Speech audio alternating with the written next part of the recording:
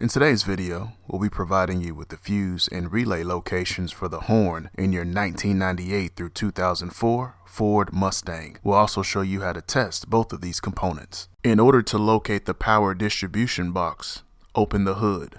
The fuse box is located on the driver's side.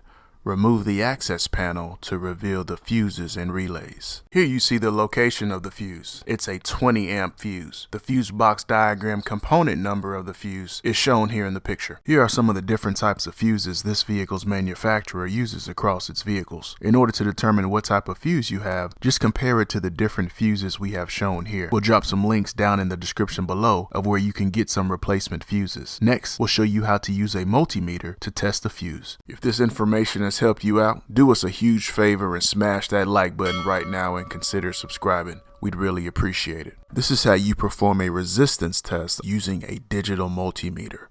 First, set your multimeter to resistance mode. Second, after making sure your test probes are in the correct ports and verifying your tool is configured correctly, touch one of your leads to one side of the fuse and touch your other lead to the other side of the fuse.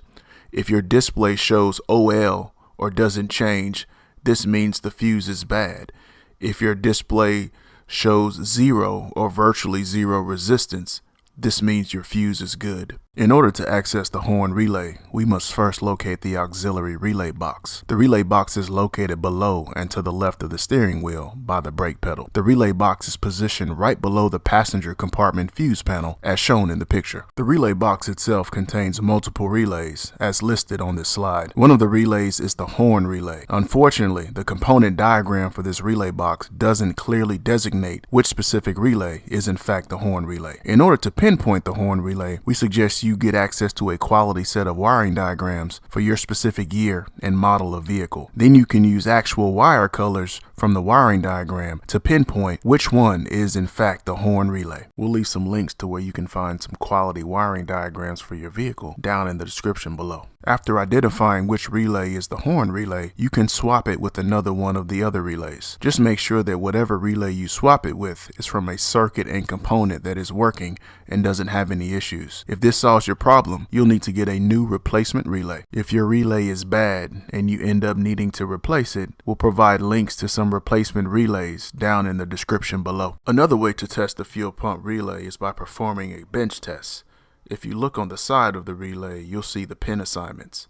Using this information, we can test the relay by supplying our own inputs and monitoring the outputs using a multimeter. Pins 1 and 2 are the control side of the relay. We can provide our own power and ground as shown in the diagram. Pins 3 and 5 are the load side of the relay. If the relay is good, when we apply a power and a ground to the control side of the relay, we should see continuity or virtually 0 resistance on pins 3 and 5. If the relay is bad, when we apply a power and a ground to the control side, we'll see OL or no change on our multimeter display. When bench testing relays and other components like this, we recommend the Power Probe 3. We've owned this tool several years and have many videos showing it in action. The Power Probe 3 makes it very convenient to apply power and grounds when testing components. As a DIYer, when it comes to getting access to information that will assist you with servicing and maintaining your own vehicle, we recommend Mitchell 1 DIY. With Mitchell 1 DIY, you get not only access to quality in-depth wiring diagrams for your vehicle, but you also get component locations, component tests, technical bulletins, and much more. If you'd like to learn more about the service, please see the link down in the description below for more details. Once you get on the Mitchell 1 website, be sure to check out the free demo of everything that's included in your product subscription. Thank you so much for watching today's video. I hope this video helped you out.